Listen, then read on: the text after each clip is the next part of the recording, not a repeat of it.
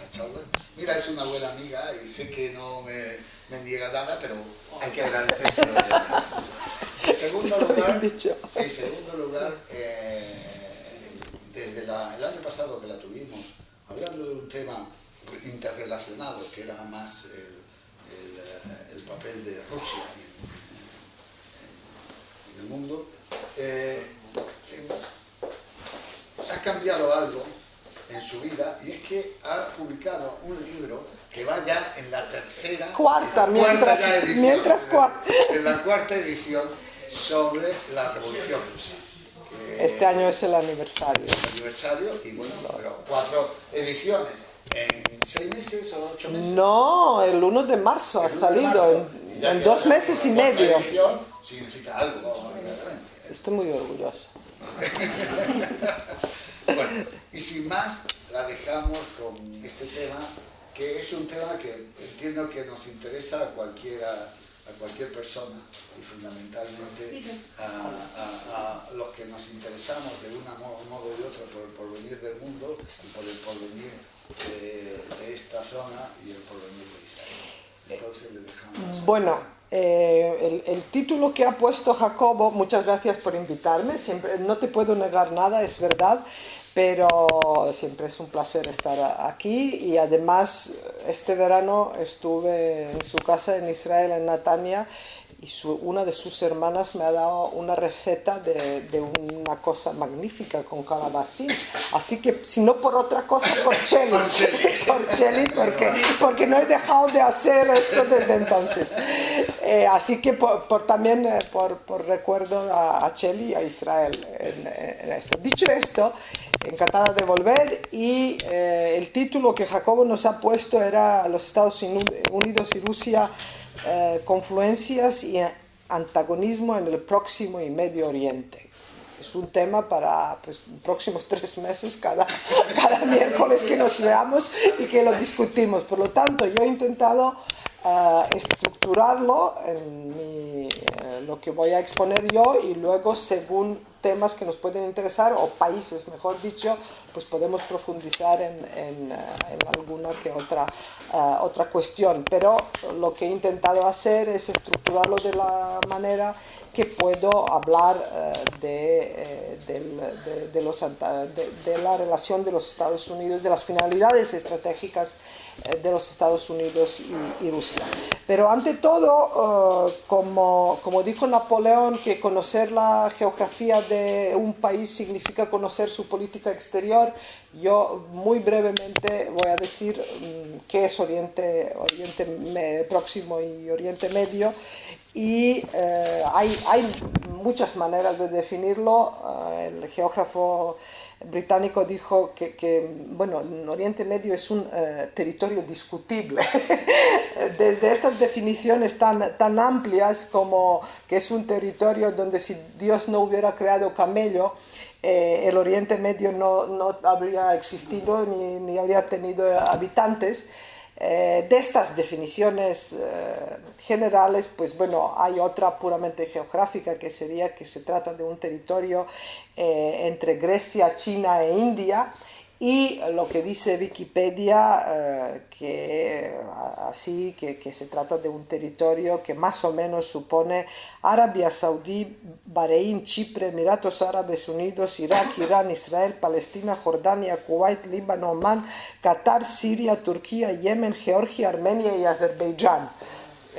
Se trata obviamente de un territorio muy amplio, pero si miramos topografía de este territorio, podemos clarísimamente realmente distinguir tres puntos grandes. Una es la península arábica, otra es la meseta iraní, y otra es pues el puente continental de Anatolia. Serían topográficamente mirando, y como Robert Kaplan insiste, el que escribió La venganza de geografía, pues bueno, seguro que no solo la historia colonial de esta parte del mundo, sino también su geografía y sobre todo el desierto y como no, la religión, han influido articulación, pues bueno, tanto de las políticas como de cultura y tradición.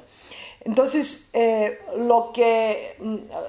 mi charla va a estar estructurada en 3 puntos básicos. El primero sería describir brevemente el contexto político actual de Oriente Medio y luego analizar las finalidades estratégicas tanto de los Estados Unidos como de Rusia, refiriéndome en mayor parte a la guerra de Siria, porque en este momento la guerra de Siria es un espejo de varios problemas, si no de casi todos, el que sufre el Oriente Medio, y luego qué instrumentos estos 2 países usan para cumplir sus objetivos y cuáles son los mayores obstáculos para una confluencia o qué es lo que produce mayor antagonismo entre ellos. Lo que se refiere al contexto político actual en términos generales y a primera vista, sin saber mucho sobre esta región, está claro que lo que se consideró la cuestión oriental en el siglo XIX, en la segunda mitad del siglo XIX y hasta la Segunda Guerra Mundial, pues, la cuestión oriental preocupaba mucho a los líderes europeos y se definía como la inestabilidad y los estallidos por las aspiraciones nacionalistas de diferentes pueblos que vivían bajo el dominio del Imperio Otomano. Entonces el enfermo de Bósforo y la cuestión oriental pues eran 2 conceptos que describían este largo proceso de creación de los países, de los actuales estados árabes en el Oriente Medio, y sin embargo todo lo que ha empezado a ocurrir pues desde primaveras árabes, pero también antes, demuestra que la cuestión oriental no está solucionada y que realmente no debemos dar por sentada la durabilidad de este orden regional, de este sistema estatal de los países árabes que se creó a raíz de la desintegración del Imperio Otomano. Dicho esto, en términos generales, yo ahora me centraría en el contexto político actual, que también de primera vista, y solo leyendo los periódicos, vemos que toda la zona vive un proceso profundo, proceso de transformación del orden regional y por lo tanto también influye en el orden mundial como una parte importante de él. En primer lugar, y esto se ha acentuado mucho después de la llamada primavera árabe, que ya se llama el invierno árabe, el otoño, los veranos, etcétera, para designar que realmente ha fallido.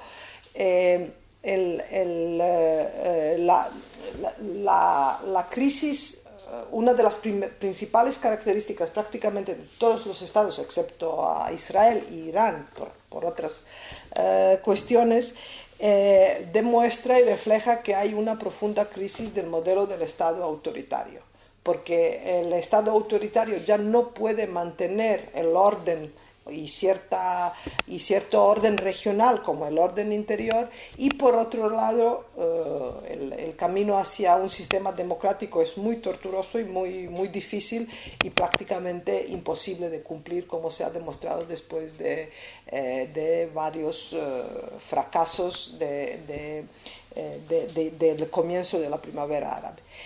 Los estados,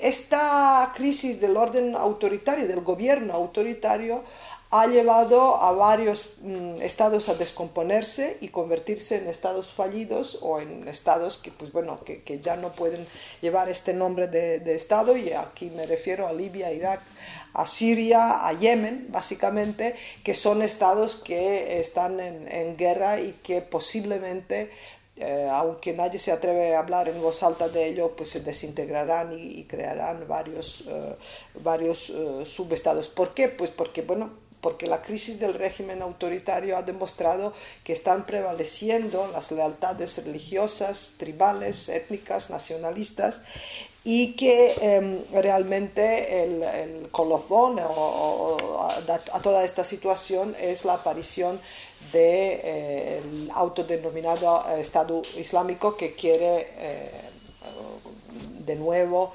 crear o recrear el califato. Solo como una nota a pie de página, Al-Qaeda, por muy terrorista que era y por mucho que profesaba yihad, en realidad hablaba del califato como una utopía lejana, pero nunca se puso manos a la obra de crearlo.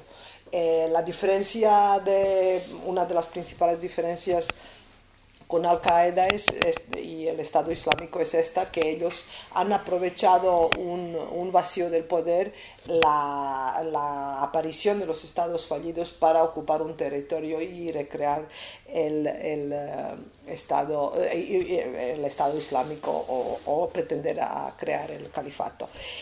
Otra de las características de la zona, que es muy llamativa, es que el yihadismo en sí ha sufrido una fractura. He mencionado a Al-Qaeda y el Estado Islámico. Al-Qaeda realmente se ha partido no solo en dos, sino en tres y varios, porque por ejemplo frente al Nusra, que está en Siria, es también una rama de Al-Qaeda, el Estado Islámico es otra. Hay una ruptura dentro del yihadismo suní que obviamente también influye en los países de la mayoría suní de la región y condiciona sus apoyos a diferentes grupos.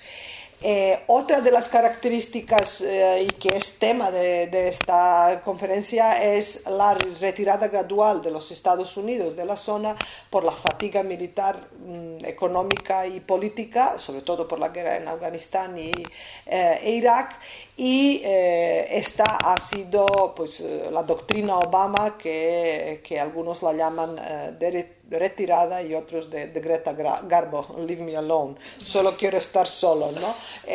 Pero la inacción de los Estados Unidos en la zona, que más, hay varios ejemplos, pero el más crudo ha sido la guerra de Siria y las armas químicas, cuando Obama ha dicho que el uso de las armas químicas es una línea roja donde va a intervenir los Estados Unidos, y después pues la línea roja se ha convertido en la línea rosa, y lo que han sabido aprovechar mejor que nadie los rusos y el Estado Islámico.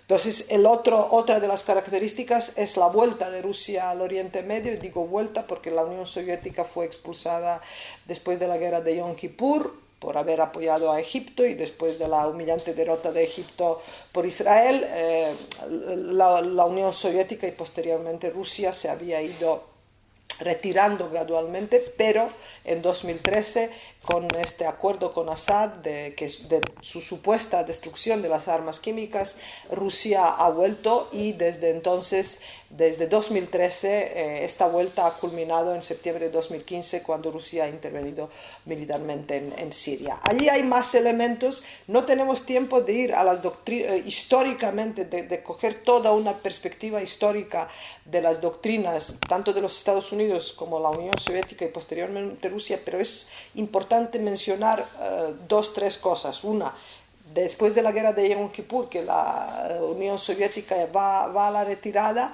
y la idea de volver al Oriente Medio es previa realmente a esta actitud de Vladimir Putin. Se debe a Yevgeny Primakov, que fue ministro de Exteriores y primer ministro de Rusia en el año 96, después del bombardeo de Kosovo, de Serbia por Kosovo en 99, y después de que clarísimamente se ve que Rusia no se va a poder integrar en las instituciones occidentales y que no está recibida de manera como los rusos lo esperaban, Primakov crea lo que se llama doctrina Primakov y dice, pues rusos tienen que intentar a volver al Oriente Medio. Esta es nuestra natural zona de influencia, aparte de una obsesión histórica por salir al Mediterráneo, que explica la intervención en Siria por la base naval en Tartus, la única que Rusia tiene en el Mediterráneo. Entonces, la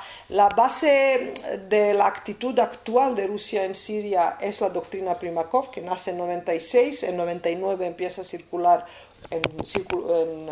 entre las élites políticas y militares de Rusia, y en este sentido Putin es el que consigue ponerla en la práctica, pero Oriente Medio siempre ha sido una gran obsesión, tanto por Mediterráneo como también por su cercanía a la Asia Central, donde Rusia ha tenido, las repúblicas de Asia Central formaron parte de la Unión Soviética y ahora Rusia pretende allí ejercer una zona de influencia propia en el Asia Central. Dejando ahora un poco al lado a Rusia, aparte de la retirada de los Estados Unidos de la región, que los Estados Unidos, históricamente hablando, han pasado, cada presidente ha tenido su propia doctrina, pero las que más influyeron en el Oriente Medio son las que se crearon después de la crisis del petróleo, que también es a raíz de la guerra de Yom Kippur. La guerra de Yom Kippur es uno de los puntos de inflexión para la región, obviamente por Israel y por la derrota de Egipto, como por la relación entre las grandes potencias durante la Guerra Fría, que son los Estados Unidos y Rusia. Pero después de la guerra de Yom Kippur y la crisis del petróleo, Jimmy Carter fue el primer presidente que creó su doctrina diciendo que Oriente Medio es la región del interés vital de seguridad nacional de los Estados Unidos, refiriéndose a la dimensión energética por la crisis del petróleo. Y luego yo añadiría esto, que también la doctrina de Ronald Reagan fue muy importante, sobre todo por la guerra de Afganistán en los años 80, cuando Reagan dice: apoyaremos a todos luchadores por la libertad, y apoyan a los talibanes simplemente porque son enemigos de nuestro enemigo, de lo que luego surge Al-Qaeda, ¿no? Pero todos los presidentes de los Estados Unidos han tenido una política proactiva, se han equivocado o han hecho lo que han podido. Todo el mundo quiere hacerlo de mejor manera, pero quizás el presidente que más inactivo ha estado y que menos ha querido hacer ha sido Obama, aunque quizás el mayor daño ha hecho, por un lado, por la inactividad en la guerra de Siria y, por supuesto, por el muy controvertido acuerdo nuclear con Irán, que ha marcado realmente un antes y un después, no solo en el nivel de orden mundial, sino sobre todo en la región, porque ya realmente el acuerdo nuclear con Irán ha posibilitado a Irán a influir, digamos, en la dinámica de la región. Sobre todo sabemos que es un estado, en 2013 por State Department fue definido como el estado mayor financiador del terrorismo. Hezbollah, Hamas, en Irak tiene sus milicias, en Yemen, en Siria tiene la Guardia Revolucionaria, etc. Todo ello, aparte de las antiguas acciones en Franja de Gaza, pues Irán ha podido involucrarse cada vez más como líder de los chiíes en la región, gracias a que se han finalizado las sanciones económicas, y que Irán gradualmente se está introduciendo no solo en las instituciones internacionales, sino sobre todo como un actor decisivo en la región. Volveremos a esta cuestión con Trump, porque lo de Trump he dejado para final, pero para comprender lo que está haciendo Trump ahora hay que saber lo que han hecho antes y sobre todo lo que están haciendo rusos los últimos dos años. de todas estas guerras, de los estados que son fallidos y que están en descomposición, hay lo que se puede percibir que hay lo que yo llamo regreso al pasado y al futuro. Regreso al pasado, lo de futuro es un poco de la película, y del pasado es por las guerras religiosas del siglo XVII que ocurrieron en Europa. Lo que está ocurriendo ahora en Oriente Medio tiene este componente de las guerras religiosas, toda vez que prácticamente cualquier conflicto, y lo mejor donde se ve es la guerra de Siria, es un teatro del choque, no solo que refleja la ruptura del yihadismo suní, sino también un choque entre los chiíes y los sunís en la región, y cualquier conflicto está coloreado con esta relación complicada y bueno, de gran tensión entre estas dos ramas del Islam. Entonces hay guerra religiosa, como en Europa del siglo XVII, que son el regreso al pasado, y el regreso del futuro llamo que paradójicamente estas guerras que parecen de pasado en Europa usan los métodos supermodernos, los drones, los misiles, los ciberataques. Es una guerra de futuro que cada vez más va a ser, no es guerra moderna solo, es la guerra de futuro que cada vez más va a ser presente y realmente pues no sé si Europa y el Occidente está preparado para este tipo de guerras en un contexto de geografía y topografía pues muy, muy complicado y muy desértico, ¿no? Para no ir más allá.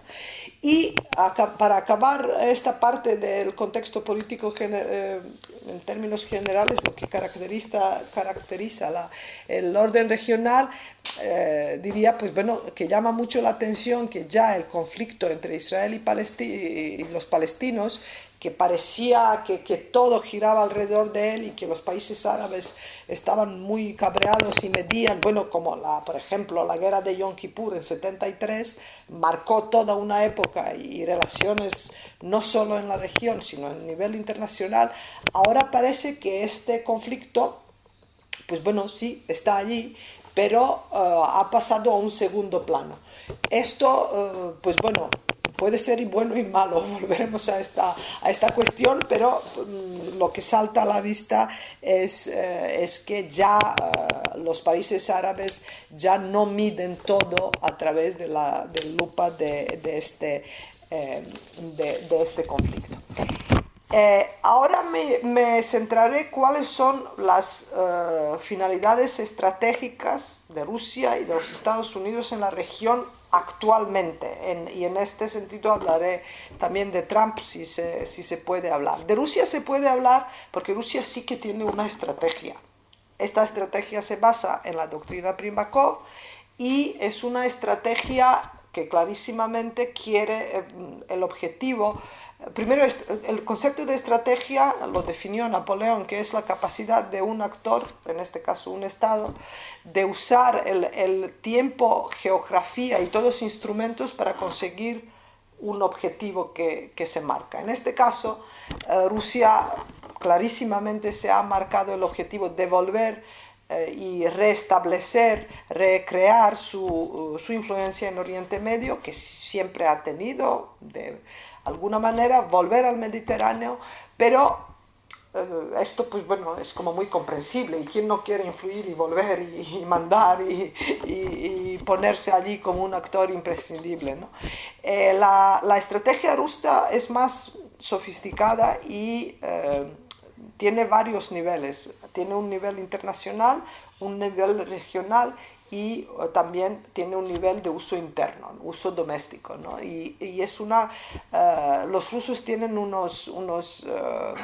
los expertos en países árabes, en Oriente Medio, muy, muy cultivados. El mismo Primakov fue experto en Oriente Medio, hablaba árabe perfectamente, y quiero decir, a la diferencia de los occidentales, que cuando se acaba la Guerra Fría y todo el mundo comprende que, bueno, como dice Fukuyama, que es el fin de la historia y empezamos a despedir los expertos en Kremlin, los expertos no despedir. Los de Oriente Medio estaban actuales, pero se cogieron con más ligereza y mucho más think tank, las ONGs, la sociedad civil, todo este discurso de la bondad y del buenismo. En Rusia, a diferencia, pues no, aquí tenemos el concepto de seguridad nacional, la cúpula militar, el concepto de política exterior. Son élites políticas y expertos de alto nivel que crean estas estrategias, y de esto ni sabe sociedad civil ni se le pregunta.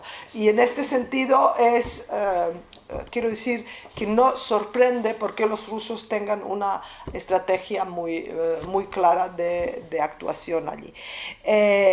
En nivel internacional, en nivel de orden global, de orden mundial, en primer lugar, los rusos quieren demostrar el fracaso de lo que ellos entienden que es la estrategia de los Estados Unidos y del Occidente en general en Oriente Medio. Este concepto, hola Carmen, este concepto subrayo aquí lo que los rusos entienden como la estrategia de los Estados Unidos. El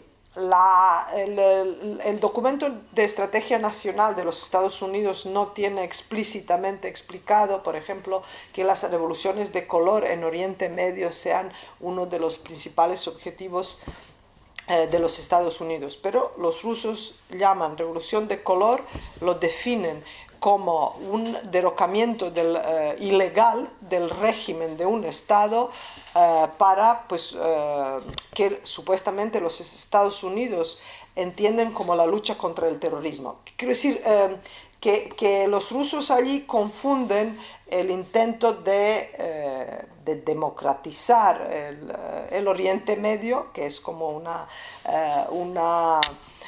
uno de los objetivos de los Estados Unidos, con la lucha contra el terrorismo. Por supuesto, hay mucha propaganda rusa y en esto, por ejemplo, no ayuda las últimas memorias de Condoleezza Rice, la que fue secretaria de Estado de los Estados Unidos. Hace 2 semanas ella dijo que el objetivo de los Estados Unidos nunca fue introducir un régimen democrático ni en Afganistán ni en Irak, sino derrocar el régimen directamente. Y lo otro, pues bueno, luego lo que sale. No, quiero decir que hay... todavía no ha pasado suficiente tiempo para explicar y tomar, bueno, con cierta seguridad. Todos los documentos no están abiertos al uso público y por lo tanto pues es difícil de juzgar cuál es realmente una estrategia así aplicada de los Estados Unidos en Oriente Medio. Pero para los rusos, los Estados Unidos organizan revoluciones de color para cambiar los regímenes, porque de esta manera ellos creen que es una manera de luchar contra el terrorismo. Y por lo tanto, la vuelta de los rusos al Oriente Medio es demostrar que los Estados Unidos han fracasado en esta estrategia. Pues bueno, lo que ha ocurrido en Afganistán e Irak y en Libia, aunque los Estados Unidos allí no intervienen directamente, pero sí la OTAN ha apoyado la intervención, pues son estados fallidos y con mucho más problema del terrorismo que antes de la intervención de los Estados Unidos y los aliados. Otro de los objetivos rusos a nivel mundial es, pues bueno, distraer a los occidentales del conflicto de Ucrania, que es el que más importa a Rusia y que está en su frontera. Tercer objetivo sería situarse en la zona del Mediterráneo por su base naval en Tartus, pero también por hacer equilibrio del poder de la OTAN en el flanco oriental del Mar Báltico a Mar Negro. A los rusos les interesa muchísimo estar en el Mediterráneo y en Oriente Medio y sobre todo exhibir su fuerza militar y su modernización de las Fuerzas Armadas como un contraste de los Estados Unidos que allí están durante los años y supuestamente no han conseguido unos resultados visibles. Rusia siempre quiere demostrar que es una potencia global, no superpotencia la que fue la Unión Soviética, pero sí una potencia global, y esto se ha intensificado muchísimo desde que Barack Obama ha dicho primero que Rusia es una potencia regional nuclear y en segunda ocasión ha comparado a Rusia como la mayor desgracia del mundo junto con ébola y el Estado Islámico, ¿no? Lo que a los rusos les ha ofendido muchísimo, sobre todo lo de ébola, lo de Estado Islámico no lo sé, pero compararles con una enfermedad contagiosa les pareció absolutamente ofensivo, ¿no? Y no es baladí el argumento de aumentar la venta de armas, porque toda la guerra de Siria es un gran un gran anuncio de lo eficaces que son las armas rusas, y creo que funciona porque la venta de las armas rusas ha aumentado 5% durante 2016. Entonces Rusia se sitúa allí proyectando un poder en nivel global. En el marco regional, en caso de la guerra de Siria, por ejemplo, quiere, obviamente esto está clarísimo, apoyar al régimen del Bashar al-Assad, demostrar que es leal a sus clientes, lo que supuestamente no se podría decir de los Estados Unidos, que han llegado a un acuerdo nuclear con Irán, despreciando a sus dos grandes aliados del Oriente Medio, que es Arabia Saudí y que es Israel. A expensas de estos dos aliados, muy diferentes entre sí, no hay que decirlo, pero realmente a la oposición de ambos de estos países, Obama ha llegado a un acuerdo nuclear. Rusia en este caso no deja en estancada a su cliente y su aliado, que es Bashar al-Assad, y la verdad que se puede decir que, pues bueno, Siria es un estado fallido, pero nadie puede negar que Bashar al-Assad ahora mismo está mejor que hace un año y medio, cuando prácticamente estaba perdiendo la guerra. Los rusos, tanto Putin en las Naciones Unidas como ministro de Exteriores, no pierden ni una ocasión de poner la bandera de la lucha contra el Islam, además históricamente, porque ellos supuestamente son el muro de la civilización europea, que siempre han defendido Europa de los musulmanes, y ahora también pues han creado otra coalición internacional para la lucha contra el terrorismo y presentarse como guardián tanto del mundo como obviamente del Oriente Medio en la lucha contra el yihadismo y contra el Estado Islámico. Pero sin entrar ahora, no tenemos tiempo mucho en esto, solo un dato: 80% de los ataques aéreos de Rusia en Siria van contra la oposición al régimen de Bashar al-Assad, y solo 20% están dirigidos a las posiciones del Estado Islámico.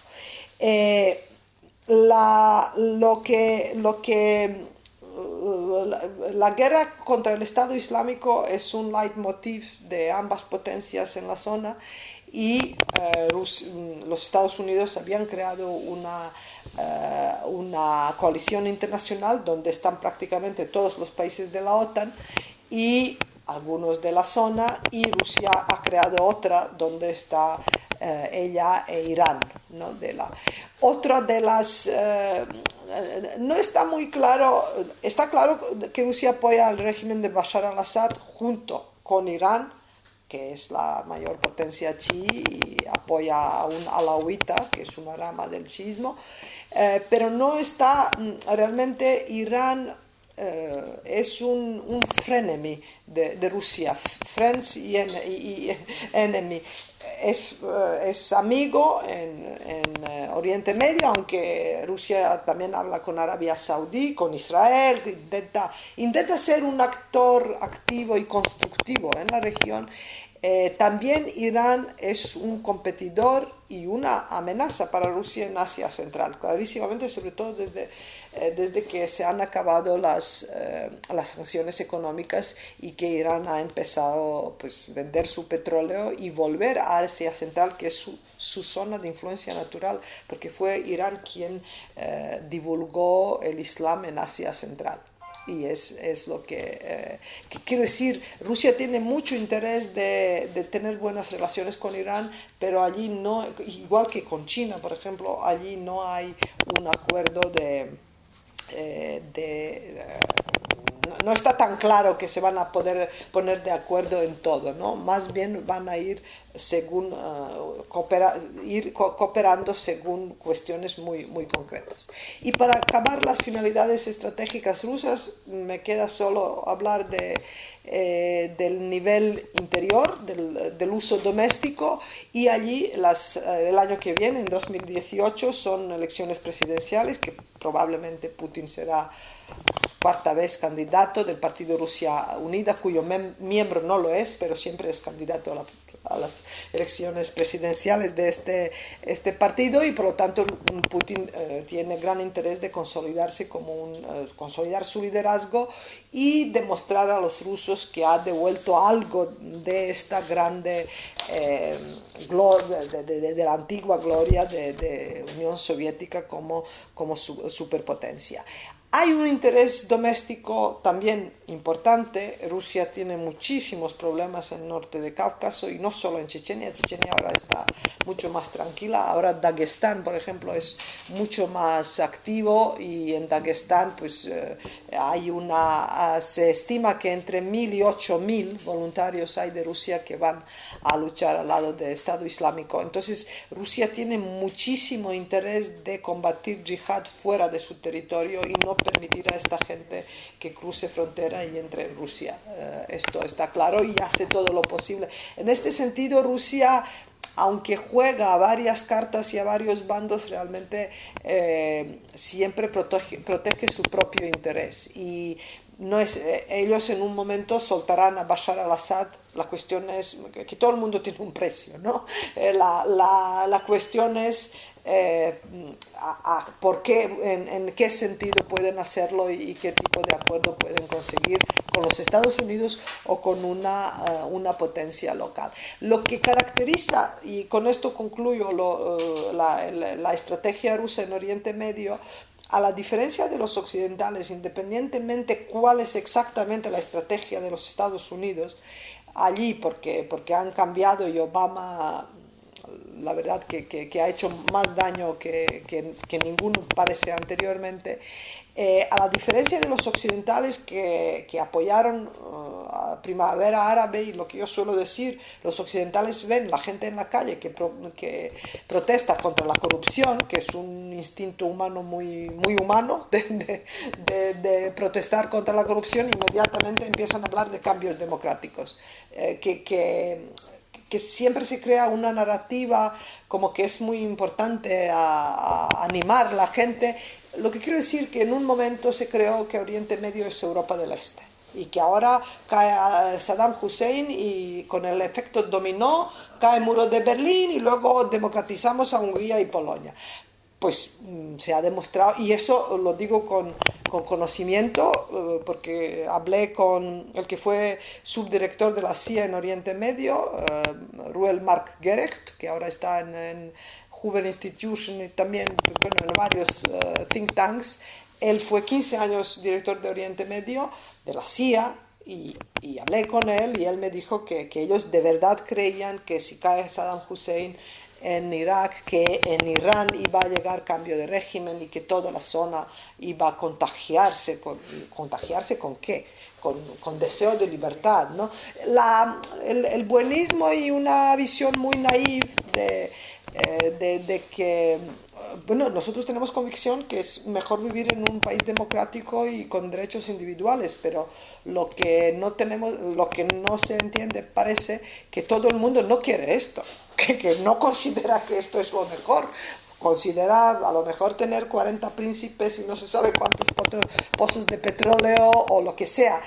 Que el modelo occidental, aparte de la crisis económica, política, etcétera, no es atractivo a todo el mundo de la misma manera, y por lo tanto la primavera árabe, que yo sospecho que nunca fue primavera y nunca fue árabe, sí, pero nunca fue un movimiento democrático en Oriente Medio, realmente se interpretó mucho tiempo como tal, y que había que apoyarlo. Por ahora tenemos más terrorismo, tenemos estados fallidos, y tenemos pues una región yo creo que fue uno de los síntomas de este proceso profundo de transformación y de la crisis del régimen autoritario. Pero el camino hasta un modelo democrático es como infinito y es como desierto, ¿no? Donde arena cambia continuamente el paisaje y se mueve pues, según el viento y según el contexto.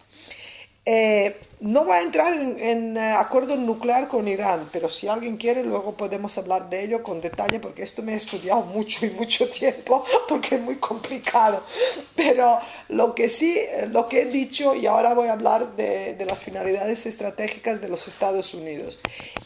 Obama, aparte de la estrategia Greta Garbo, Leave Me Alone, realmente ha puesto Irán en una posición donde subrayo y repito, el fin de las sanciones económicas han puesto Irán en una posición de no solo conseguir la bomba, y no solo una, nunca es solo una bomba, siempre son varias, a largo plazo, sino volver con fuerza como actor regional que va a determinar mucho la política de Oriente Medio y del orden regional. Entonces, Obama ha dejado Oriente Medio con un acuerdo nuclear con Irán, con Israel posiblemente en relaciones entre los Estados Unidos e Israel en peor nivel de nunca.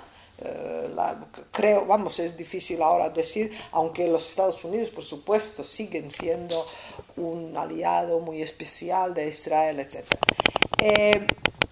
Obama ha hecho más daño de lo que quizás era previsible, y en una larguísima entrevista que dio para Atlantic, él dijo que él está muy satisfecho con todo lo que ha hecho, que nunca en su vida sintió tanta paz como en el momento cuando decidió no intervenir en Siria, y que él considera realmente que el Oriente Medio no es un lugar de intervenir, donde no deben intervenir occidentales, y en este sentido, pues bueno, puede tener razón, ¿no? De que cada región tiene que intentar crear su propio orden regional. El problema es que tenemos actores y estados fallidos y no hay un marco de seguridad y defensa o mínimas reglas de juego que pueden poner un marco de tal acuerdo y de tal orden regional. Entonces, después de esta no estrategia de Obama o estrategia de retirada y de muchos errores y de mucha fatiga, nos encontramos con Donald Trump, que es, pues bueno, es lo que es. No vamos a hablar más de lo que él tuitea de sí mismo, no le vamos a dar mayor importancia del que él refleja. Lo que sí que sé que hay, sé por dos fuentes. Una es que es por Ramón Gil Casares, que fue el embajador de España en Washington en los últimos 5 años, y el viernes pasado pues estuve en un briefing de la OTAN, en una reunión que duró de 9 de la mañana a las 5 de la tarde, donde nos contaron en 6 sesiones, solo con 1 hora de pausa, la preparación de la reunión con Donald Trump que viene mañana a Bruselas. Entonces, después de 8 horas de briefing, uno dijo, pero todos tememos qué va a tuitear luego, porque la reunión la tenemos preparada, todo está previsto, pero realmente nadie sabe lo que va a pasar. Y el nivel de angustia y de nerviosismo es súper alto y el nivel de expectativas es súper bajo.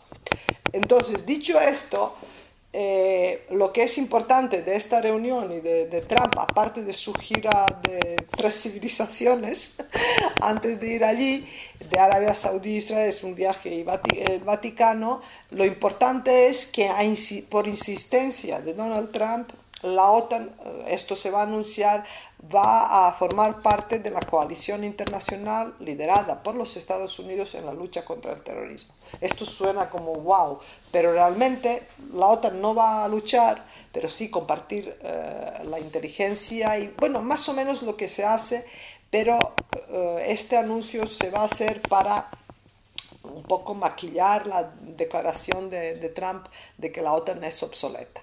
Entonces, si Donald Trump no consigue enganchar la OTAN seriamente en la lucha en Oriente Medio, tampoco va a poder hacer mucho, por mucho que desee. ¿Y qué desea por ahora? Pues bueno, ¿qué podemos intuir más que decir? Yo no me atrevo a hablar de una estrategia de Donald Trump en el Oriente Medio, porque primero le falta mucho personal en todos niveles. No, que solo tiene los nombramientos primeros, no tiene la gente que se pone a trabajar.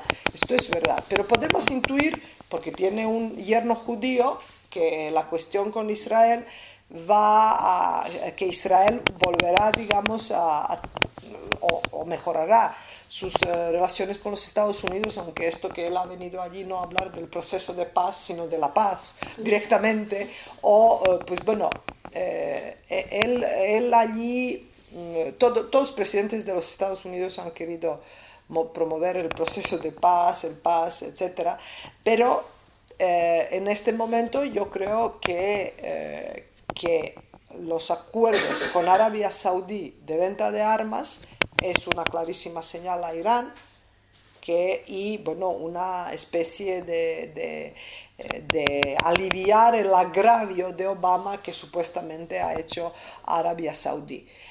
Por supuesto que allí hay una lógica económica y de vender armas, porque si Trump sabe algo parece esto, ¿no? Los negocios de vender, de ponerse de acuerdo.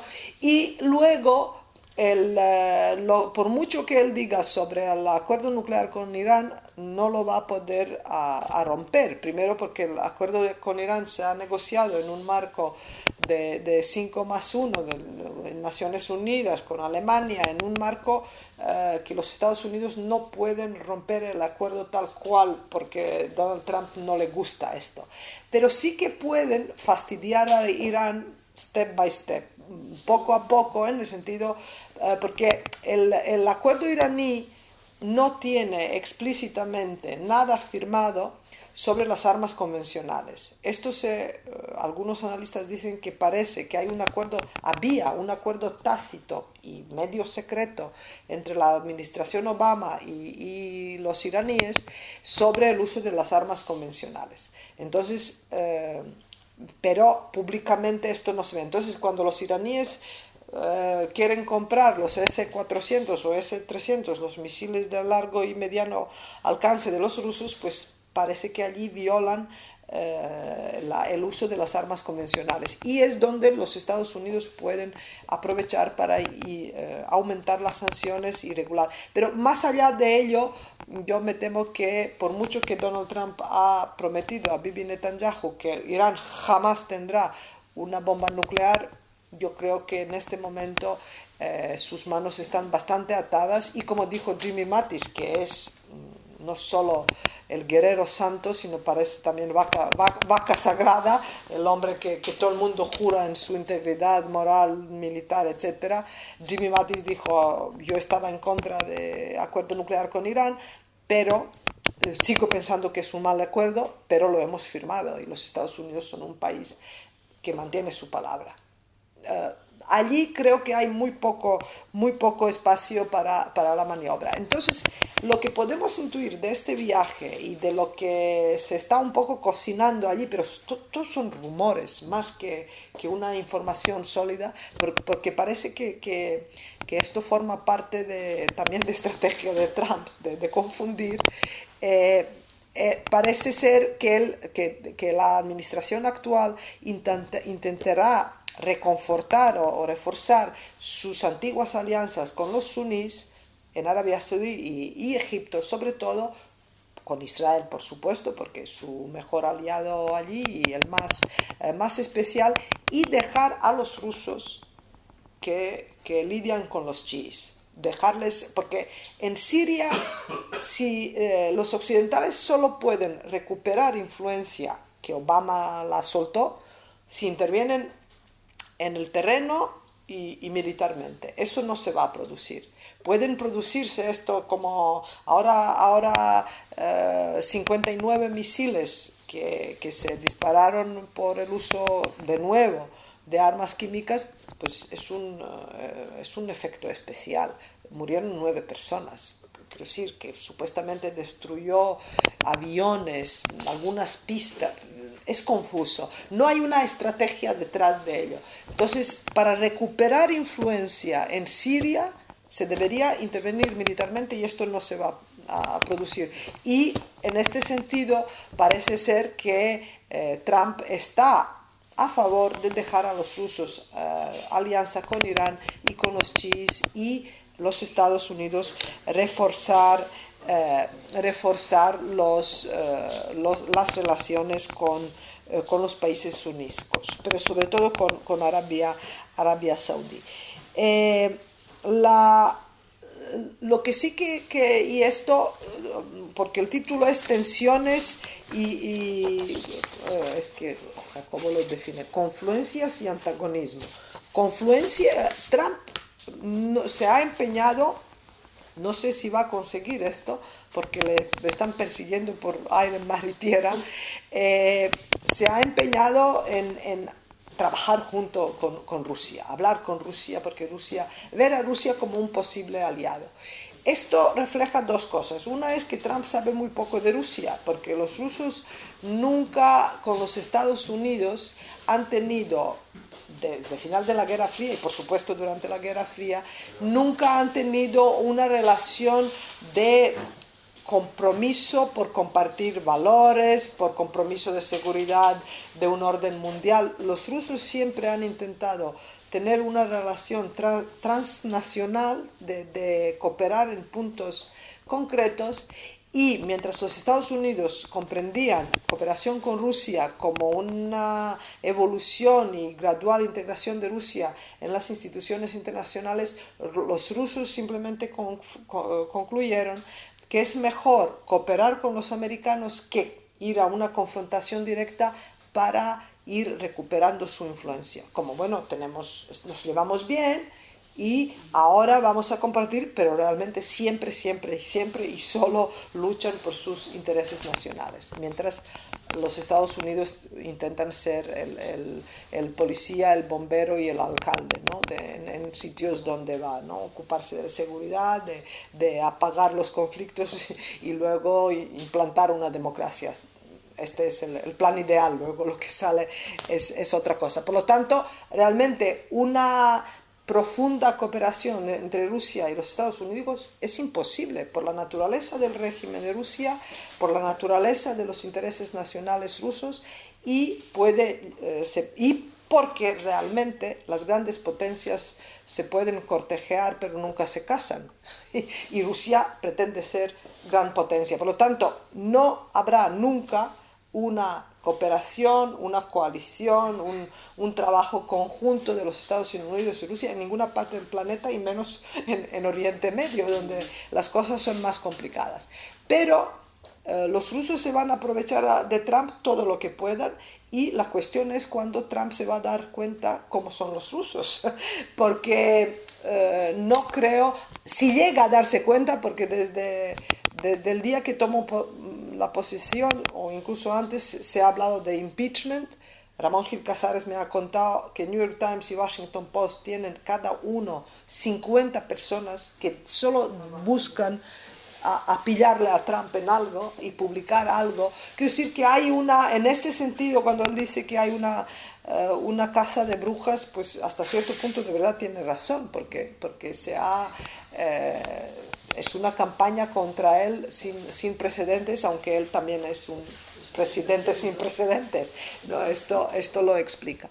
Entonces, la cooperación mayor no es posible, el antagonismo mayor yo creo que tampoco es posible en el sentido que aumente mucho más de lo que es ahora, porque los rusos, por ejemplo, cuando los Estados Unidos dispararon 59 misiles, dijeron, esto era inadmisible, vamos a parar toda la cooperación militar, no vamos a informar. Cooperación militar ahora consiste en avisar cómo vuelan los aviones para no chocarse en el espacio aéreo. No hay mucho más, ¿no? Porque la inteligencia, Rusia comparte inteligencia con Irak e Irán y Siria, obviamente, mientras los Estados Unidos la comparte con Israel y con los países de la OTAN. Por lo tanto, hay mucha retórica, pero realmente no creo que cambie algo profundamente. Yo pararía aquí para poder hablar, que haya alguna pregunta, y solo voy a acabar como he empezado. La cuestión oriental no está acabada, desde luego, y realmente lo que estamos presenciando es una creación de un nuevo orden regional. Los anteriores, sobre todo el post-otomano, ha sido influido por las potencias coloniales, mucho por el conflicto de Israel y Palestina. Yo creo que ahora el nuevo orden regional va a ser mucho más influido por las potencias locales, porque los Estados Unidos están fatigados y no tienen muchas ganas. Los europeos no están presentes, y Rusia no está suficientemente fuerte como para apoderarse de todo, ¿no? Rusia es un país que intenta ser gran potencia, pero tiene muchos problemas internos, y por lo tanto, pues bueno, yo creo que las potencias locales van a influir mucho más en el orden regional que, como ha sido caso hasta ahora, las potencias exteriores.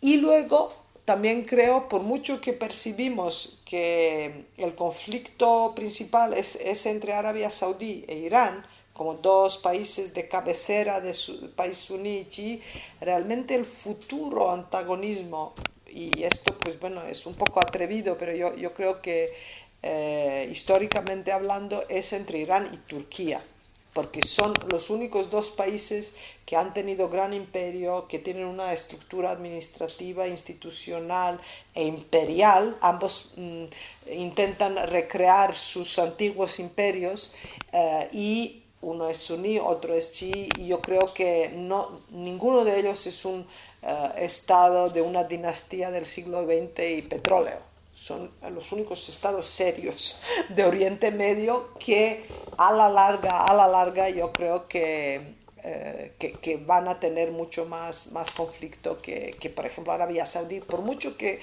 ahora Arabia Saudí todavía no está claro realmente entre sus 40 príncipes y no sé cuántos si se va a mantener como un estado,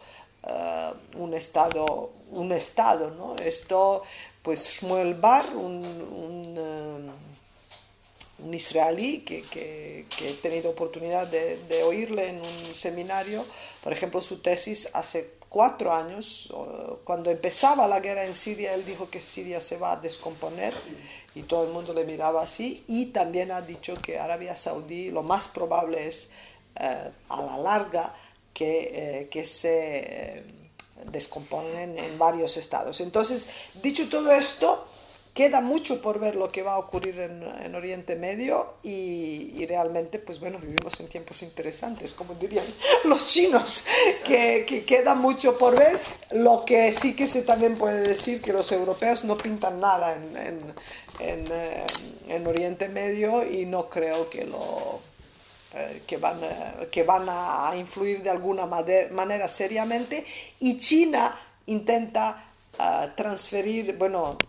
mutar su poder económico cada vez más en un poder militar, y por ahora lo que tiene son dos cosas: una base militar en Yemen, que ha empezado a construir el año pasado, y en una de sus últimas comparecencias el presidente chino ha dicho que mientras los occidentales y Rusia allí luchan por zonas de influencia, ellos solo quieren la ruta de seda a desplegar en todas partes, y están por la paz y felicidad. Así que bueno, no creo que China sea un actor muy serio, y además irá a su manera, pero no va a chocar directamente ni con Rusia ni con los Estados Unidos. Me callo y ahora vosotros preguntáis. Pero quizá porque China ha apuntado más hacia el continente africano, porque es que el continente africano no lo están contemplando, pero ni lo puedes obviar desde el punto de vista del yihadismo, ni la descomposición tan brutal que hay allí y el territorio todavía más... China ahora mismo es el país que más inversiones hace en África, en el continente africano, y África es el futuro. Dicen muchos, pero nadie invierte como China. Pero bueno, África, yo he hablado, hay como Oriente Medio y luego hay Magreb y Sahel, ¿no? que es otro tema, pero China tiene más interés en África por ahora, y en América Latina también, en Asia Central. Que en Oriente Medio, pero sobre todo porque ve Oriente Medio como un territorio inseguro para inversiones. Está definido. Para inversiones, a los chinos les gusta jugar a una carta más segura que... Pero la frontera ahí entre Oriente Medio próximo, que yo, sí. Y luego África, porque están todos esos yihadistas que entran. Sí, pero es tremendo, pero a mí particularmente me preocupa mucho. Pero vienen más de Asia a África, sí, que de África a Asia. Sí, si hablo desde ahí. No, África es un problema, y además... Hablo desde ahí. Sí, África, pero eso es esto es otro tema, el tema de Magreb. Allí lo que sí que tenemos en África, norte de África, tenemos lo que hace un poquito, lo que creo que puede hacer un cierto equilibrio de poder entre dos zonas. Tenemos Irán y tenemos Egipto, que son dos países, y Turquía. Los tres países tienen más de 70 millones de habitantes, 74 tiene Egipto, Irán y 82 creo que tiene Turquía. Entonces, son tres países que cada uno hará lo que pueda en su región, y no es que sean unos ejemplos de democracia exactamente, pero yo creo que los occidentales cada vez más tienen interés de dejar actores regionales, porque y estos tres en este caso, para ver un poco, porque yo creo que el occidente no puede intervenir mucho más, no puede, y los Estados Unidos por fatiga y porque no saben manejar, han hecho tantos errores que yo creo que a la larga que cederán al poder local. Pero tú has hablado del final del poder autocrático. A mí me parece que es el final de los estados postcoloniales, es decir, pero en realidad más que, porque lo que va a venir es una ruptura de esos estados en estados semitribales, pero tan autocráticos como el modelo autocrático, no lo van a cambiar, ¿no? Bueno, yo dije crisis del modelo autocrático, el camino hacia democracia está muy tortuoso, y por lo tanto tenemos estados fallidos, y lo que emerge ahora son nuevas lealtades tribales, étnicas, nacionales y religiosas, y estos cuatro elementos creo que van a articular. En el mundo islámico nunca el tema tribal, que no ha sido analizado por Occidente, siempre ha tenido una enorme importancia el tema tribal. Claro, pero los rusos apoyan esto, claro, no apoyan la idea de... Pero es que además ahí tiene una importancia brutal el tema tribal, es decir,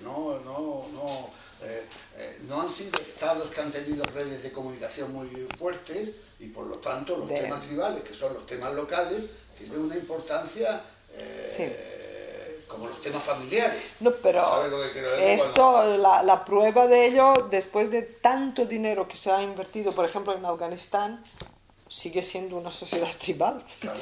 Quiero decir, y si no se invierte tanto dinero y tanto entrenamiento y tanta atención, en otros desde luego no va a emerger democracia así por sí misma. Pero ¿no? probablemente lo que haya será una explosión, me parece a mí, de estados en muchos estados, en muchos mini estados, algo parecido a lo que ocurrió en Yugoslavia.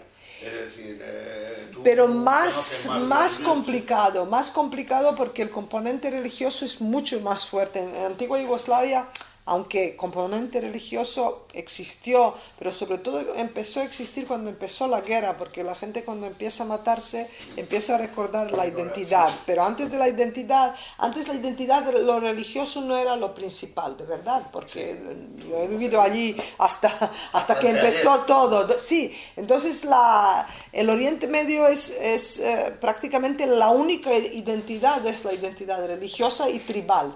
Sí, pero la tribal supera la identidad religiosa, es lo que quiero decir, porque la identidad religiosa... Pero va vinculada. La identidad religiosa... de la... Oye, presidente, un momento, perdona, Luis. Perdona, una pregunta. Hemos estado hablando antes de lo de la OTAN, de la reunión de la OTAN. ¿Qué es lo que percibes que va a ocurrir? O sea, van a ocurrir, bueno, una cosa es lo que va a ocurrir, puedo decir lo que se planea que ocurra.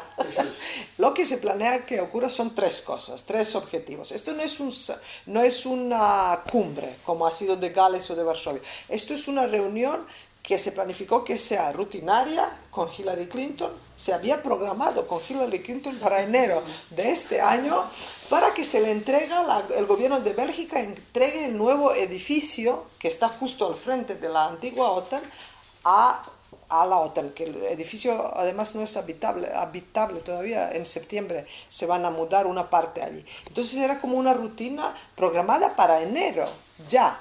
Entonces Hillary Clinton pierde y Trump empieza a posponer, ir. Desde enero se negocia con Trump cuándo va a venir. Entonces, una cosa que era rutinaria se ha convertido en un problema. A partir de allí hay tres objetivos. Uno es que se saque de Trump en público, que diga que la OTAN no es obsoleta y que en el caso de un ataque de un país, el artículo 5, que los Estados Unidos van a defender a los bálticos en el caso de que Rusia, porque él dijo, si no pagáis no os vamos a defender. Esto fue uno de los primeros tweets, y de que la OTAN es obsoleta. Entonces, ¿cómo se puede sacar esto de Trump?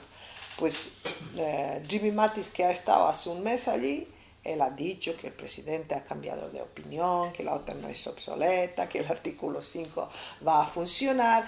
La Tillerson, el secretario de Estado de Exteriores, también lo ha dicho. Varias personas alrededor de Trump lo han dicho, pero mismo Trump no ha dicho ni ha vuelto a tuitear. El secretario general de la OTAN, Stoltenberg, ha dicho que el presidente ha entendido mejor cómo funciona la OTAN y tal, pero entonces se espera, primer objetivo, que Donald Trump reafirme su compromiso con la OTAN, como los Estados Unidos, como presidente del país que, por cierto, 80% de la financiación de la OTAN procede de los Estados Unidos y Canadá. 80% de dos países que no están en Europa, y dos grandes países. ¿Y tú crees que la OTAN no está obsoleta? La OTAN está, yo he estado allí y yo creo que la mayor parte del dinero se gasta en sueldos de la gente que trabaja allí. Este es el problema. Que trabaja muchísima gente y que están allí reunidos, y una cafetería de enorme y tal. La OTAN, yo creo que yo no diría... Es que me duele el alma decir que es obsoleta, no puedo. Pero lo que sí, es verdad. Pero bueno, había propuestas que no sea obsoleta, la idea es un poco a contentar a Trump, que la OTAN se involucre en la lucha contra el terrorismo. Se moderniza y que en este sentido, la OTAN, ¿por qué según Trump es obsoleta? Pues porque no responde a los mayores desafíos y amenazas modernas. Son funcionarios. A mí un polaco me dijo, es que nos hemos olvidado, cuando Rusia invade Crimea y Ucrania, el general Bradley ha dicho que nadie estaba preparado para reaccionar. No es cuestión de defender o no, sino el polaco dijo, hemos olvidado cómo se hace. No sabemos cómo se hace. Yo no creo, yo creo que la OTAN para Europa es fundamental. Fundamental que funciona, si no funciona... No, entender un socio americano que te esté es la Pax Americana.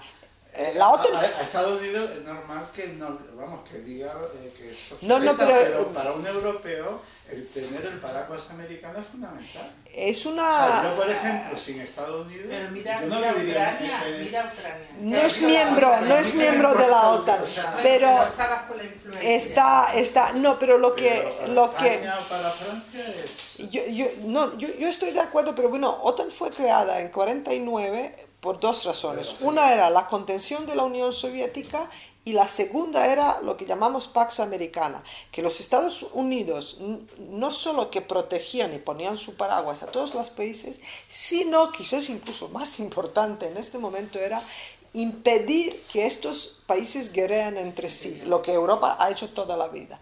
Entonces es guardián de paz doblemente, contra la Unión Soviética y contra salvándoles de sí mismos. Este papel se ha perdido y luego yo diría obsoleta, no, la OTAN sigue siendo una enorme potencia militar, quiero decir, una alianza y de estructura militar muy, muy potente. Otra cosa es cómo la usamos y si es obsoleto armamento. Los rusos se están modernizando a pasos gigantes, vamos, Yo diría que la OTAN, lo que se ha olvidado, que no es solo estructura militar, sino que es una organización política.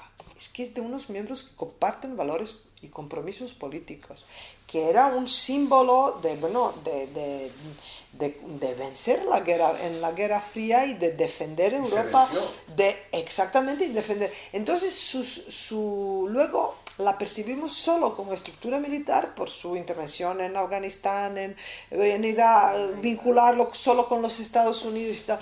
Yo creo que la OTAN debe ocupar y volver un poco a su origen, ¿no? de ser una alianza entre socios que comparten valores y defienden lo mismo. Pero esto es muy difícil. Ellos tienen un concepto de estrategia del año 2010, creada en Lisboa, que defiende a Rusia como socio estratégico, cuando estamos otra vez con contención con Rusia. Entonces yo pregunté, ¿pensamos en otro concepto estratégico?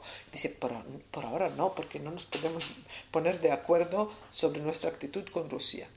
Entonces hay una división tremenda allí que no... mismo de la incapacidad de Europa de ser algo que tenga una política coherente internacional en cualquier cosa. Europa no es una... Eso no se trata de Estados Unidos en este momento. Estados Unidos siempre tuvo una política clara. Me parece que el problema es que los europeos no entienden qué hacer con OTAN. Más allá de Trump, porque lo de Trump... pero solo tres objetivos. Uno es el compromiso de los americanos. Segundo es conseguir que los europeos expliquen. Los europeos se han comprometido en la cumbre de Gales de 2014 que van a gastar 2% del PIB hasta 2024. Trump va a pedir que lo explican cómo lo van a hacer, que detallen un poco las cuentas. Y la tercera será el gran anuncio de que la OTAN va a unirse a la coalición internacional en la lucha contra el terrorismo. Esto es una cesión como ceder a Trump y un poco decir que la OTAN no es obsoleta y que está preparada, pero esto es muy falso porque no van a participar mucho. Pero bueno, se dirá, el hombre intenta decir algo así. Gracias por acogerme. Punto primero, vengo por indicación de Pepe, por invitación de Pepe y estoy encantado. Y gracias también por la hospitalidad. Me llamo Luis Bárcenas, soy teniente coronel del Ejército. Y bueno, hemos tenido relación antes, ya lo hablaremos luego. Sí, pero solamente por email, Luis Bárcenas. Sí, bueno...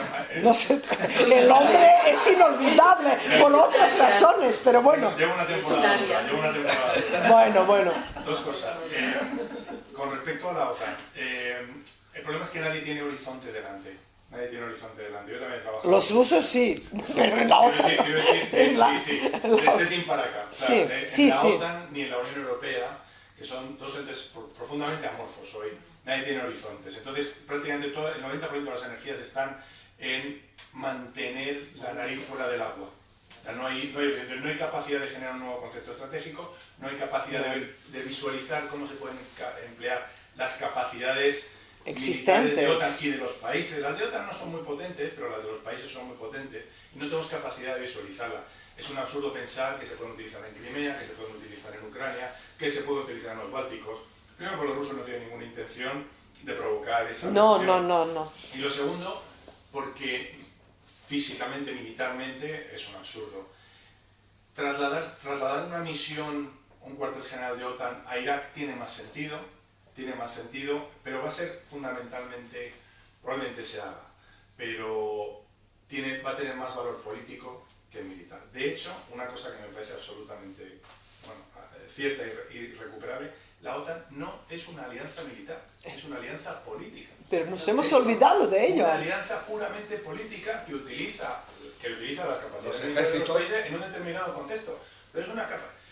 Pero hemos perdido capacidad de análisis político. Claro, un hecho geopolítico que es el Atlántico Norte, el espacio euroatlántico. Gente que piensa lo mismo en una determinada región del planeta. ¿Qué ocurre? Que ahora ya no pensamos lo mismo y además no estamos en la misma región del planeta. ¿Por qué no pensamos lo mismo? Pues porque aunque todos seamos más o menos democracias liberales, dejando a Turquía de un lado, que es un problemón para la OTAN, y que el sueño con el que sueña el Kremlin todas las noches es una Turquía fuera de la OTAN. Hombre, claro, Sultán y el zar se entienden perfectamente. Turquía ya no es igual que Dinamarca, no lo es. Y Turquía no está en la misma región que París, porque no lo está, porque París ha abandonado París y Londres y Madrid y Washington hemos abandonado. Pero Occidente necesita a Turquía por su ubicación geográfica, claro, pero importancia geopolítica. El problema es si Turquía tiene esa misma idea. El problema es si Turquía sigue pensando que le unen más cosas a un danés o a un griego o a un portugués que a sus vecinos, con los cuales se llevan con todos mal, pero no puedes prescindir de ellos. Sí. Es que el contexto del año 49 ha cambiado absolutamente. Completamente, y con los de este... Cuando dice Trump, esto está obsoleto, es que es una verdad evidente.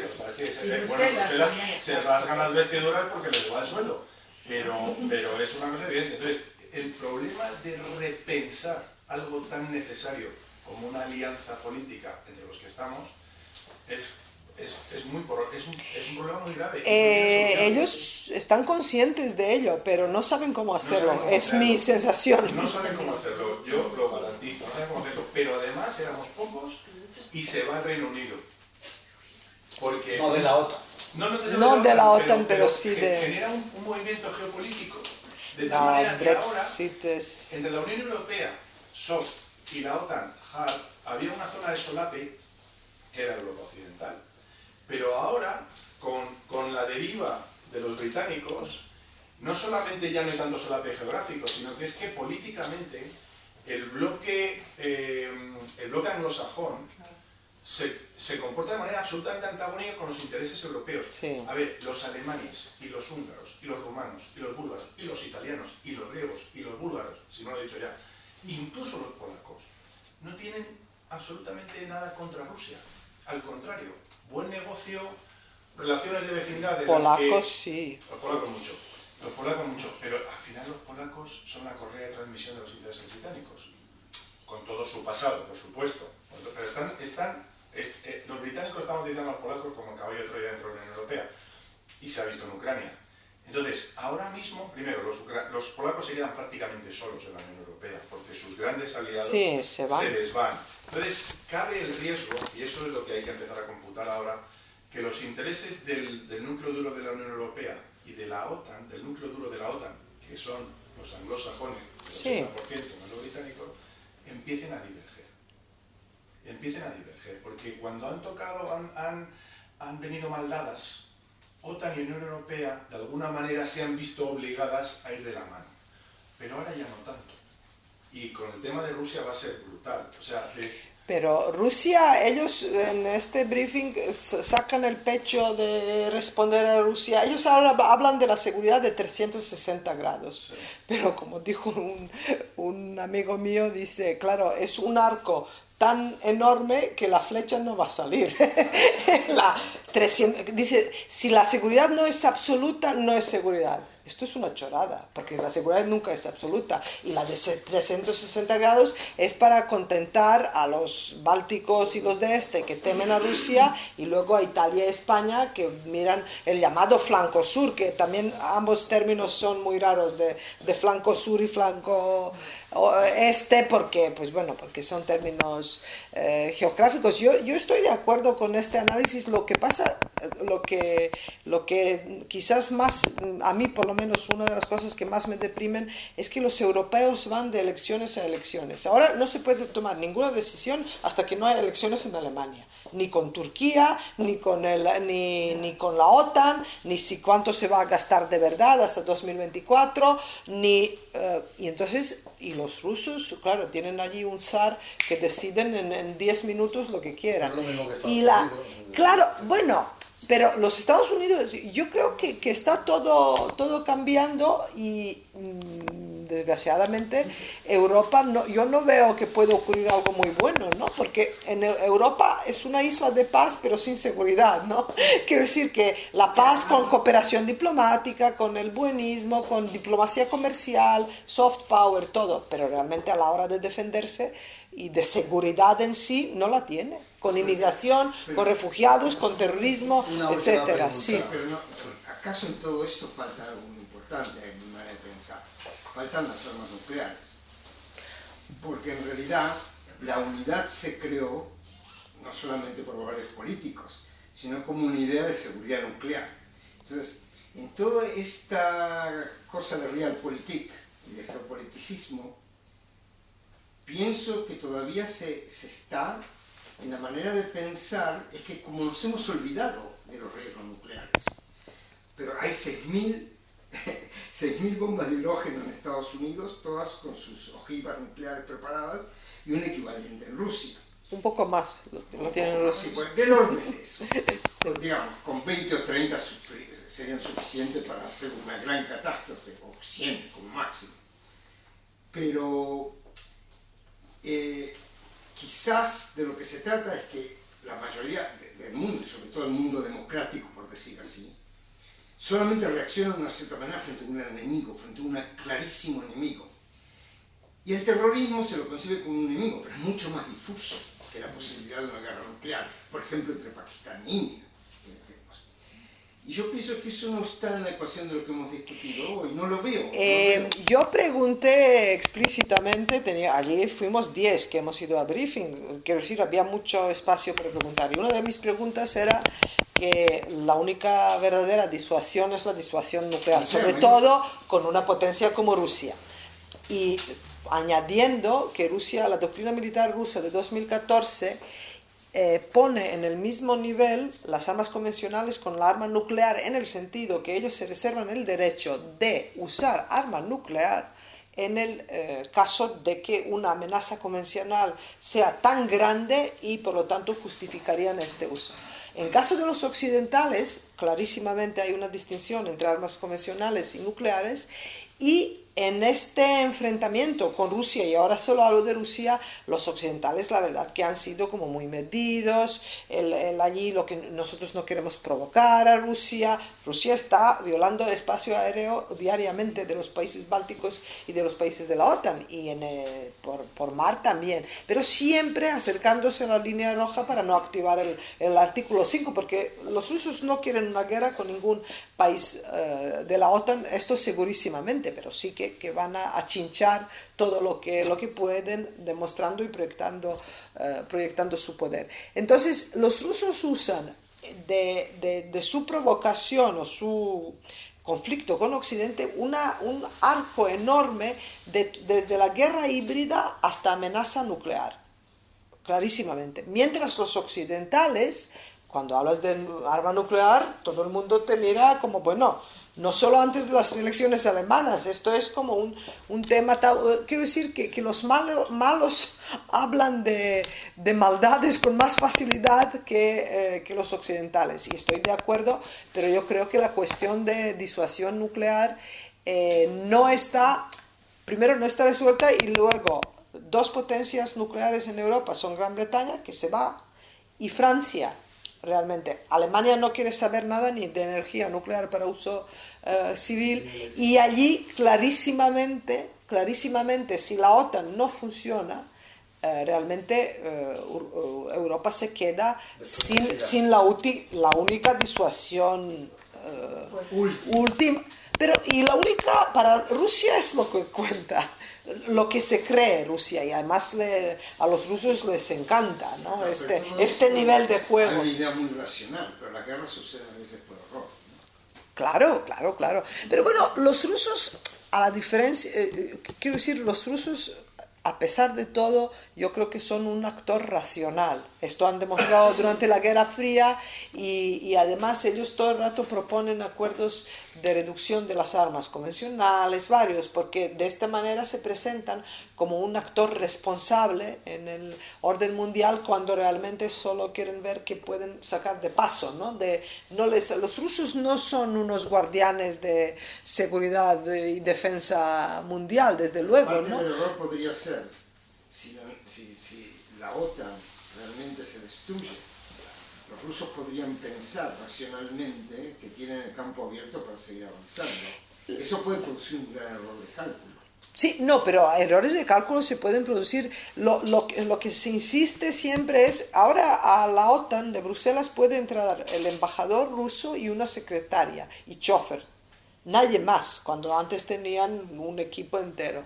Entonces, pero sí que se insiste mucho en mantener los canales de comunicación, y esto creo que se sigue manteniendo. Pero la gran duda sobre Rusia, y con esto acabo, es la división entre los países del este y del sur, porque España no percibe Rusia como una amenaza, la mayoría de la gente, hablo ahora de opinión pública, mientras los bálticos y polacos hablan de movilización continua.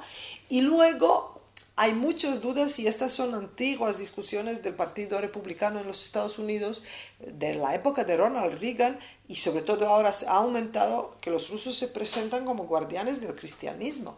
Y que ellos, y es verdad, por ejemplo, las iglesias cristianas y las minorías en Oriente Medio, los rusos invierten un dinero. En Foreign Affairs salió un artículo que el patriarca de todas las Rusias es el segundo Sergei Lavrov, segundo ministro de Exteriores, porque la iglesia ortodoxa es diplomáticamente más activa después del Ministerio de Exteriores que cualquier otra institución rusa. Aquí acabamos porque Jacobo no se...